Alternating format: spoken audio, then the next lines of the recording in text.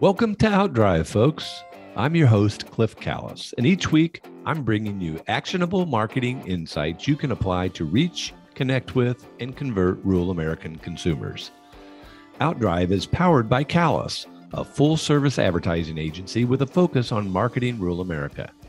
Callis offers a wide range of integrated marketing services, including website development, search engine marketing, social media, video, and digital.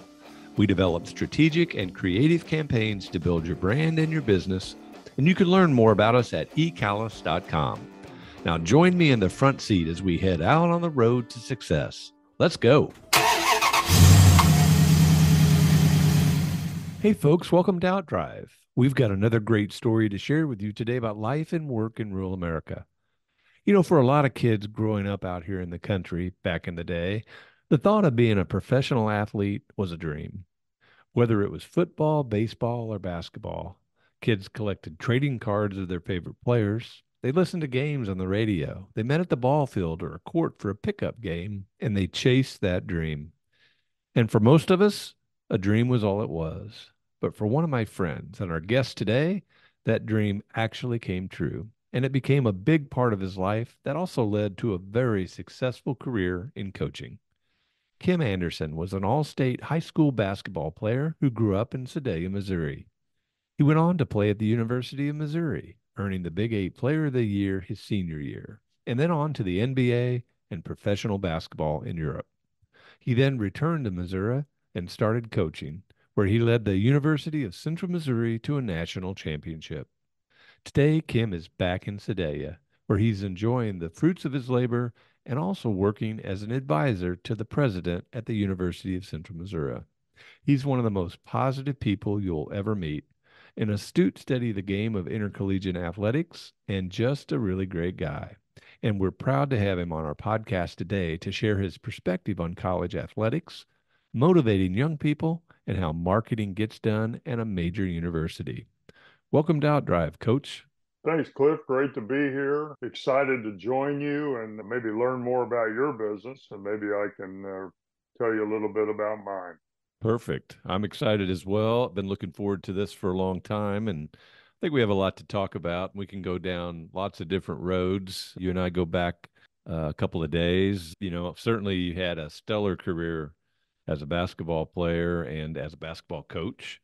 And, you know, I want to talk a little bit about those things. I want to also talk about the changes that are going on in collegiate athletics today. I think there's a lot of people that are aware of those and interested in those. And then I want to talk about growing up in rural America, because ultimately that's what our podcast is all about, is to, you know, help people understand what rural America is all about, the kind of people that live here, values and interests and beliefs and careers and jobs and all that. But before we start down those avenues, let's start by having you just tell our audience a little bit about yourself. Well, as you alluded to, I grew up here in Sedalia, Missouri.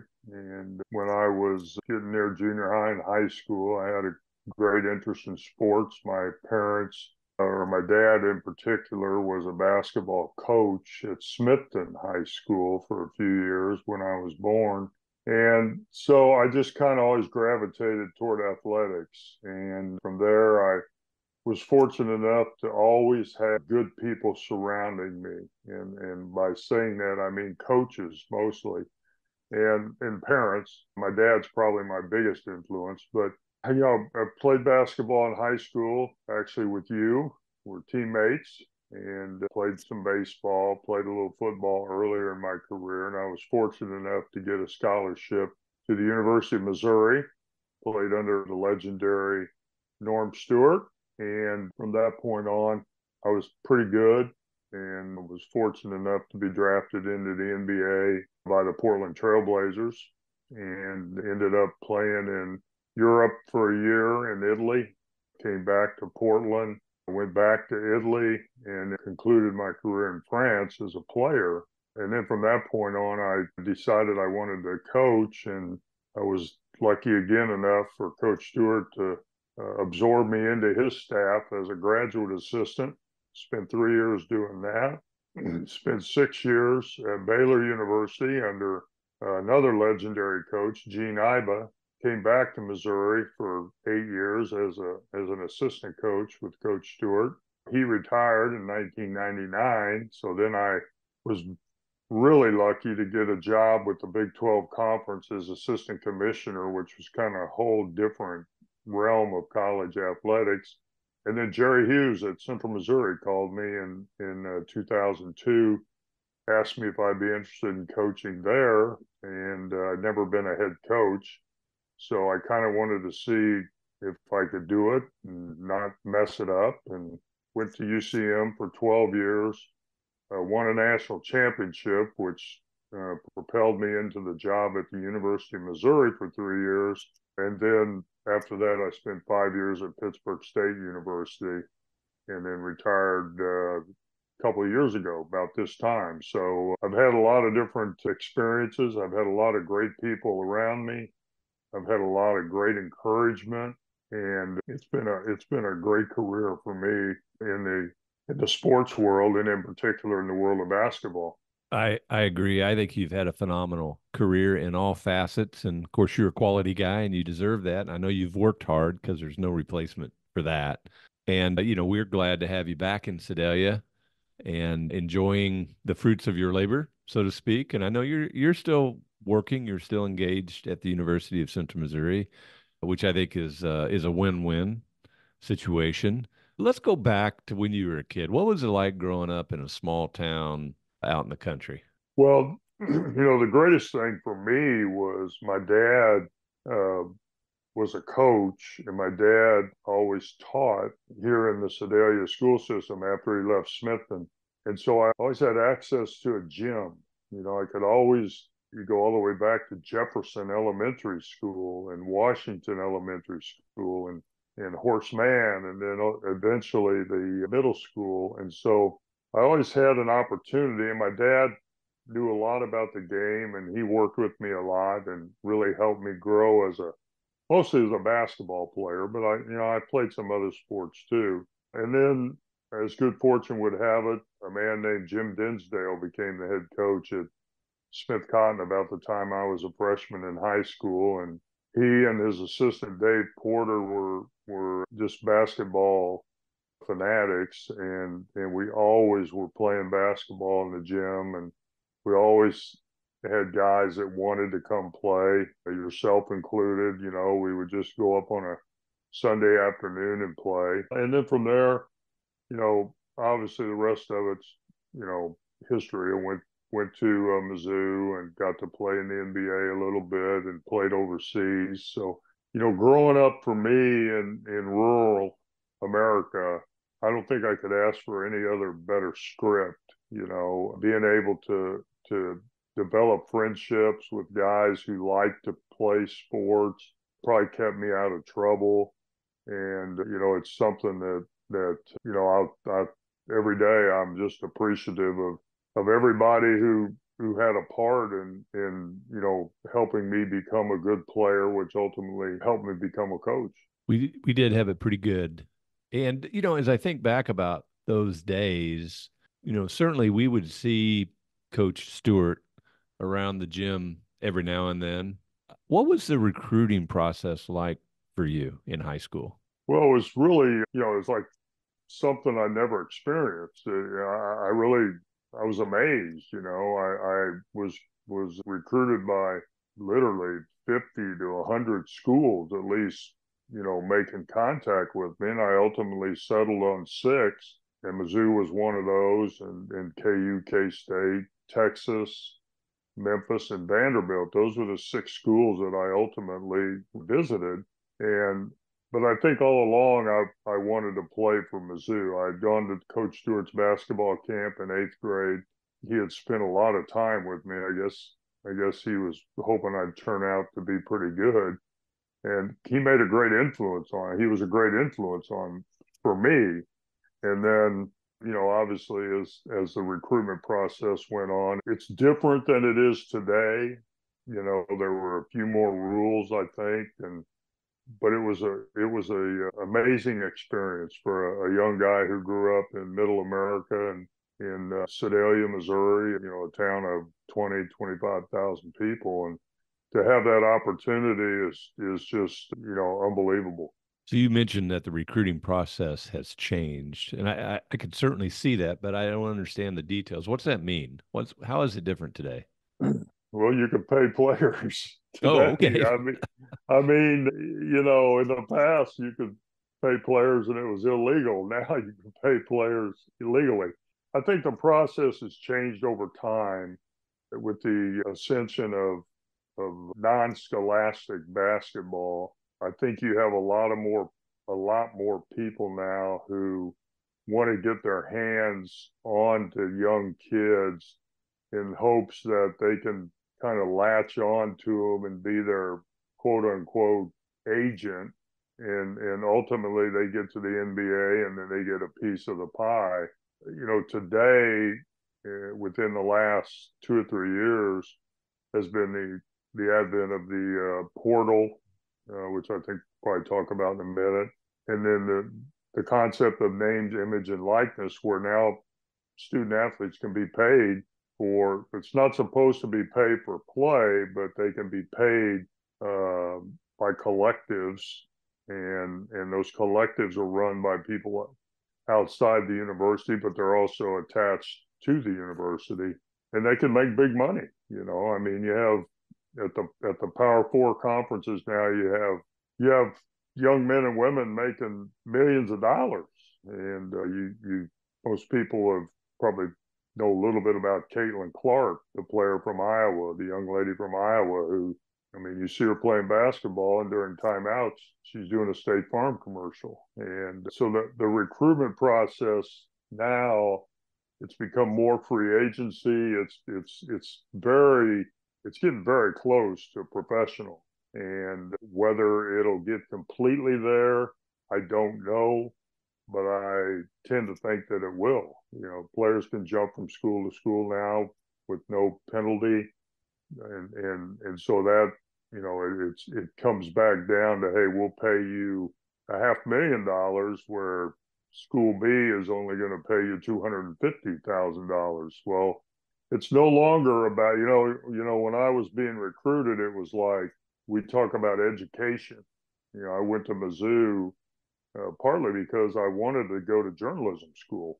And I abandoned that idea quickly after about a year and decided I wanted to be a teacher and a coach. But that's kind of the direction now it's going in, where you don't talk about education. Like, I'm sure they still do education, facilities. We got this good dining hall. We got a nutritionist. We've got this media relations person that's going to promote you. No, no, no. And now it comes down to how much, and which sounds awful lot to me like professional. It does, doesn't it? So do you, in your opinion, believe that the transfer portal and NIL are a good step in the right direction, or not? And is that to I, put is I, I don't want to put you I'm on the spot, but no, no, no, no. I'm kind of mixed. I think the idea of young student athletes receiving compensation is a good one. I think that's good. When you think about it, you go to a Mizzou football game and there's 65,000 people out there, and they're out there watching those guys play. So should they be compensated? Yeah, I think they should. I think where the system is kind of messed up right now, and it doesn't seem like anybody can get a hold of it, is that there's no rules. There's nobody that oversees it. The NCAA tried to oversee it. They're trying to get the legislature to oversee it. They don't want to really make the rules. The NCAA has a hard time making the rules now, because once they make a rule that limits somebody, then that guy slaps a lawsuit on them and they lose. They don't win lawsuits. And so I think I'm okay with getting paid. I'm not crazy about the portal. I'm okay with the portal. I do think that a student athlete should be able to transfer maybe one time. And then after that, I think there's got to be some restrictions. And there was up until just not too long ago. And now it's just free agency. You can go to, 4 schools in 4 years if you want to. So As a coach, I love coaching, but being a coach nowadays, and I learned this when I was a head coach at Missouri, being a coach, you're more of a CEO than you are a coach. You're running this 7 million, 8 million, $10 million business, and you're in charge of everything. And now you got to have good people underneath you, obviously, to help you. But it's a it's an amazing time in college athletics, and you got realignment, you got all this stuff going on, and Cliff, there's a lot of money. There's a lot of money, and even now, as I'm working at the University of Central Missouri, we're starting to dabble into the NIL frontier, and that is not to the extent that you would at a Missouri or a Kentucky or Kansas or something like that. Just much, much, much smaller numbers, but still, it's coming. It's coming to Division II, and it's something that now I don't know that anybody's been able to get a hand on it. And hopefully as time goes on, there'll be a little bit more control of what's happening. Going to be interesting to see how all that develops. Thinking about the portal, I'm not a big fan of it. And here's the reason. As a spectator and as a fan, I think there's a certain aura about, getting to know the players on your favorite team and then watching them develop over 4 years. And, it kind of becomes part of the brand. And so I kind of see it as a marketing challenge for universities to overcome that lack of consistency that the portal provides. Because just like you said, you can start to like somebody and then they leave their freshman year and they go somewhere else and you kind of lose track of them. And you have this whole new group each year to get to know and hopefully like and follow. And I think it makes it a little harder, more challenging to be loyal to a team. Well, 100%. I mean, just as you get to comfortable about in football about game 8 or 9, you get comfortable with all these players, and boy, this guy's really good. And this guy, boy, we got him for 3 more years, and it's going to be fun watching him develop. And then, you wake up in January and his name's in the portal and he's going somewhere else. And is he going for more money? I mean, I think you Possibly. got to, yeah, sure. I mean, you got to look at it and say, well, here's a guy who's starting, he's doing great, he's all conference, whatever. Now he's gone. He went to another school. Why did he go to that other school? Everybody's got good facilities, everybody's got good food, everybody's got good equipment, everybody's got a nice place to play in, everybody's got a practice gym now at the highest level.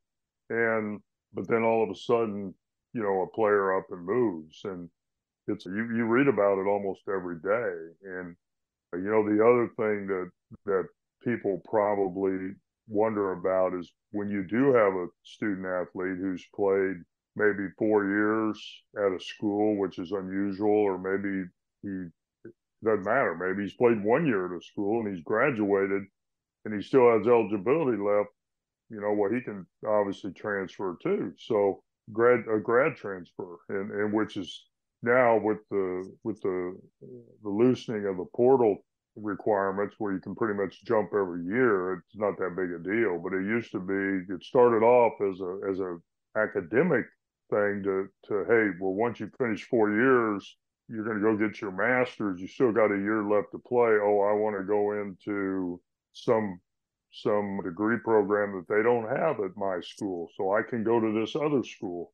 And I mean, I've done that too at Missouri, and even it wasn't so much at Central Missouri. It hadn't gotten into that deep yet, but even at Pitt State, you'd recruit a guy who'd graduated from school X, and you could get him to come to Pitt State or wherever school you're at, just because he's graduated and he's going to go study, some sort of building trades program at Pitt State that they didn't have at School X. So, you can transfer without penalty. Yeah, and in some respects, I like that part of it. I just think it's harder to maintain that brand loyalty when you've got the players changing every year. And you made an interesting point talking about, particularly when you're at the University of Missouri as a head coach, talked about it being more of a CEO than a coach. Were you involved in marketing of the basketball program? Yeah. So, you bring this up, and I was going to go back to this, but this all fits together now is that the marketing and promotion of your program, yeah, you still want to market and promote your players as much as possible, but you also got to provide the fan amenities to make them want to come to the game. There's probably fans that come to the game that have no idea who the players are, but they know they're going to have fun tailgating. Now they can drink alcohol in the stands. They're cheering for their school, and while while they still know the players, it's more of a social event. I can remember when I was at Missouri as an assistant, well, probably in the 90s, Mizzou basketball was a social event. It was there were parties before the game at people's houses, and then they would come to the game, and obviously they knew the players a little bit more, but it's essential. When I was CEO at Mizzou, I had a marketing person, and I had a media relations consultant or a media relations person who I basically worked with every day, and in talking about, well, when we have a press conference once a week, well, what do we want to cover? What do we want to avoid? I became the master of the filibuster. I would come in and I would just start rambling and start talking about different things that I wanted to talk about. And by the time it was over, the 15 or 20 or however many reporters were in there, they'd be worn out. They'd ask about three questions, and then my guy would say, "Hey, that's it. That's all the time we got." So, I mean, for me, from a promotion standpoint, and when you're a coach, you want to try to control the narrative as much as possible. And it's not always easy. It's not always easy. But yeah, I had, and I think the marketing and promotions staff now at the big schools, and I'm talking about the Power Four schools, there's a lot of people that are working at promoting. And I think that the fan experience, the amenities, the things when they get to the game, we got this place here where you can go and have a drink before the game and have some food. And, you and I have done that at Mizzou. And then you've got the suites in football, you've got the suites in basketball. It's got to become not only a game, but also an event. And then there are times when your team doesn't do very well, and then you really got to promote. You really got to market. You really got to sell the experience and the future and all of that that's coming down the line. Well, I think the key word there to me is experience because we know in today's world people are looking for experiences. It's less about having stuff, but it's more about doing things and making memories and having a good time and sharing it with friends and family and so yeah, the amenities and the whole experience are pretty important. And, I think one of the things that I know that the university does is research their fans, research their donor base, find out what they like, find out what they don't like, how to make it better. And then, ultimately, back to winning games, I think to fill the stands, you got to have a winning team. Doesn't matter how good of an experience you can provide, winning attracts people. And so, fortunately, the university, for the most part, has done a nice job with that.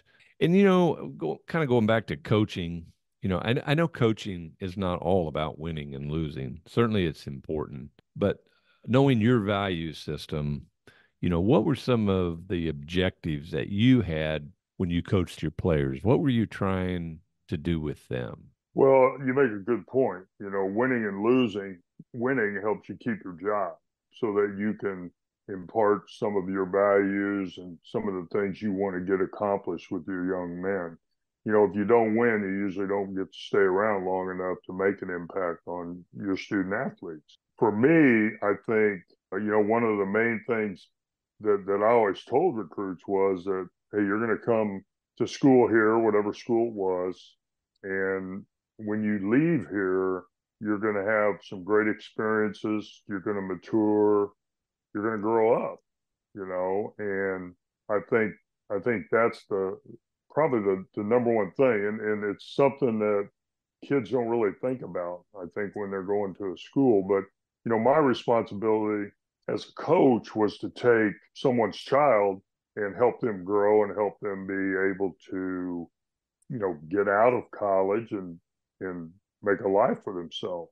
And the other thing is, and probably the thing I really enjoyed the most was watching young men graduate from college who, candidly, sometimes you think when you bring them in, you think, man, I don't know if he'll be able to make it through and graduate. And then with with the young man's work and with all of the assistance, you have, not just for athletes but for everybody, tutors and professors and everything, helping them get to where they need to be. I've got guys that have master's degrees who I would not have, I probably wouldn't have thought they would ever get to that point, but they do, because at some point, I used to always tell, we had a reunion this year of a lot of my former players, and it was like so cool because these guys came back, and it's been 10 years since we won a national championship, and these guys came back, and they we'd be talking, and they'd be talking about what they're doing and the money they're making, and I'd say, you know what, and it's what I used to tell them. I say, hey, at some point the light bulb's going to come on, and you're either going to have to do it, or you're going to struggle. And I think that's probably the most exciting thing to me. The reunion that we had this year was unbelievable, and we probably had 25 or 30 of our former players back, and just to hear their stories and to see their families, and because I hadn't seen some of them in probably 10 years. So I think that's a special part of coaching. As you grow older, you look back and you appreciate what these guys did for me to help me get to where I'm at today. And vice versa. And that's got to be really gratifying. I can see that. So looking back at your career, you had a lot of highlights. I remember many of them. Was winning the national championship sort of the pinnacle? Yeah, I think so. Because I'm not sure. I think the way we did it made it even more special because we had a good team. We had a good year, but we got beat in the first round of the conference tournament. And, that cost us the opportunity to be the host school for our region. We had to go to Mankato, Minnesota, and we beat some teams. We beat Arkansas Tech, then we beat Missouri Southern from our league, then we beat Northwest Missouri on the last second shot, and then we went to the Elite Eight, which was in Evansville, and we were ranked like number 20 in the country, and we beat the number 7 and the number 2 and the number 3 or whatever to win the national championship. So I think the way we did it made it even more special. It wasn't like we went into it as the favorites. It was just a group of guys that pulled together and were able to perform to the highest level to win a national championship. But there's other great, other great moments too that I'll always remember. Well, I think you told me one time that maybe that team that won the national championship wasn't your best team, right? No, it wasn't. My best team was probably 2009, 2010. And this team was good, don't get me wrong, but my best team was probably back in 09, 10. And they got beat in the finals of the regional tournament. We had to play at Midwestern State, and Midwestern State beat us in the finals. Again, it was a buzzer. It was right at the buzzer. So a lot of it is skill, but a lot of it's skill, a lot of it is the matchups, and then a lot of it's luck too. Just guys rising to the occasion at the right time. Yeah. And the team play. I mean, it's always about the team. Right. And that group was really a good team. So looking back on those days, you coached for many years, how did you motivate and inspire those kids? What tricks did you use? What maybe not tricks, but what techniques, what strategies? How did you get those kids inspired to play for you? Well, there are tricks. Tricks is not a bad word when it comes to it. Sometimes Coach Stewart used to say when we'd have staff meetings, when we might be struggling or whatever, and he'd say, "Hey guys, we got to trick them today. We got to trick them into thinking they're good. we got to trick them into doing this or doing that." But I think there are motivation and inspiration has changed over the years. I think when I first started coaching, obviously for Coach Stewart, it was, you had the old school guy that there was a lot of, you don't do this, you got to run, and there was a lot of raised voices, and yelling at kids. And I think it changed over time. But I think the biggest thing you got to remember is that the motivation part of it is something that every kid is different, and because of that, you have to. Everybody says, "Well, treat every kid the same." Well, you can't do that. It won't work because everybody has a different background, and so you've got to motivate each kid differently. Some kids you can yell at, some kids you can't. Some kids, you can put them on the bench and it'll teach them something, and some kids you put them on the bench and they'll sulk and they'll pout and they won't be any good for you. So it's kind of like a science. You kind of try to get to know each kid and what makes them tick. But it's different. It's a lot different now because 15 years ago you could yell a kid and get after a kid and try to motivate him maybe verbally. But now if you do that, he may walk up to the compliance office and put his name in the portal and transfer. So because he can go anywhere else he wants. So I think coaching has changed over the past few years, and I think that I don't know if that's good or bad, but it's certainly changed. Absolutely. Well, I think, that recognition that you have to teach each person in a different way, have to try to motivate them in a different way. I mean, that's a good life lesson right there, because whether you're running a business or you're involved with your family and friends, and everybody's different. And, we each have our own perspective and opinions, and, it's just the way it is. Well, you think about your own business. I mean, every client's different. Every client you're trying to to motivate them to use your product or to be able to help them sell their product or whatever. And everybody's different. Everybody reacts differently. And I think it's very coaching in a lot of aspects is very similar to selling, and your best way to market your program is to win, is the product you put on the floor. And you can talk about all the other bells and whistles, but you said this earlier. Hey, if you win, people are going to come. Even if they don't like you, people are going to come. And so I think that's something that we all carry in every phase of our life. You do that at Callus, and other companies do the same thing. Yeah. Well, they want to be involved with a successful program, whether Hey, it's winners win. athletics. Exactly. Winners Winners win. win. Gee, I've heard that somewhere before. I continue to use that. It's one of the best motivating lines I've ever heard. Well, now that you're back at the University of Central Missouri, you're an advisor to the president. Very well prepared for that. What kind of things are you involved in? It's been a lot of fun. It's a very flexible position. Dr. Best has been tremendous.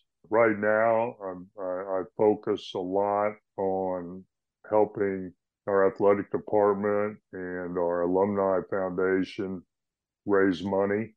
We're actually having some Mule Nation events across this area and having one in Sedalia on May 21st at the Country Club. And I work, I do that. I also, I'm kind of like a brand ambassador. I go to several events. I'll be going to one this afternoon. And then we're starting to get into the names, image, and likeness, the NIL. As I alluded to earlier, I think it's at a way smaller scale in Division II, but we're starting to dabble in that so that we can give our student athletes a little bit of money for their NIL. And then I do radio. I do the color for the Mules and occasionally the Jennies basketball. And so I've enjoyed it. I've enjoyed being on campus. I go up there a few times a week, and it's been really. I'm just so fortunate that Dr. Best and the people that's around him have allowed me to do this, because it keeps me involved with Central Missouri. And let's face it, I was there 12 years and we won a national championship. So that's the place where I have a lot of good memories. Well, there again, win-win. You're good for them and Win-win. they're good for you. Well, as we start to wind down here and wrap up, I'll go into my lightning round with a couple of quick questions, and then you can just give me your quick response to it. What kind of a mentor was Norm Stewart? Amazing. He is very intense, a great teacher, an even greater tactician, and a guy who I think taught me, the biggest thing he taught me is that when you get down, when you fall down, how to get back up. And that's probably the biggest thing, more than X's and O's or anything else, is when you fall down, you got to get back up. And here's how you do it. That's great advice. Okay, next one. Favorite memory as a player? I think favorite memory as a player would have to be winning the Big 8 championship back in 1976. It's a long time ago. I think that was the first one that Mizzou had won in 40 years, maybe. So I remember beating K-State to win the title, and I think that was probably my favorite basketball memory. That's a great one. Well, the focus of our podcast is rural America. When I say those two words, what does it mean to you? Oh, I think that rural America has some of the greatest people alive. And to me, the opportunities that you have, the people that I've been able to associate with and being back here, the people that I've been able to catch up with in rural America, and I just think it's a great place. It's a great place to live. Rural America is a great place to live, not much traffic. You can get wherever you want to go in a short period of time. And people have values. People, I think, in rural America are more helpful, more in tune of trying to help each other. And that's just been my observation from being back here. I've been a lot of places. I've been in different countries, and the friendships that you develop in rural America and the people that you associate, I think, are what make it so good. We got it pretty good, don't we? We do. You're the guy that markets rural America, though, and you do a heck of a job, man. Thank you, Kim. I appreciate that. Anything else you'd like to share with our Outdrive audience today? No, I just appreciate the opportunity to be on. I know I'm kind of an off the wall guest after reviewing some of your other guests, but it's certainly been enjoyable. And you and I could probably go on for another couple hours, but it'd probably just be you and me listening when we put it up. So no, thanks for the opportunity. Thanks for your friendship, and I wish you all and everybody there at Calais the best. Thank you. I appreciate you being with us today. My pleasure. Folks, thanks for listening to Outdrive. I hope you've enjoyed our visit today with Coach Kim Anderson. Come back again next week, and I'll take you down the roads of rural America, where it's heaven on earth. Thanks for taking a ride with us on Outdrive. This episode is complete, so head on over to ecallis.com for more insight you can apply to help drive your business growth. And be sure to sign up for our free monthly e-letter, Outthink, for even more helpful content about marketing to rural America. Have a great day and keep on driving.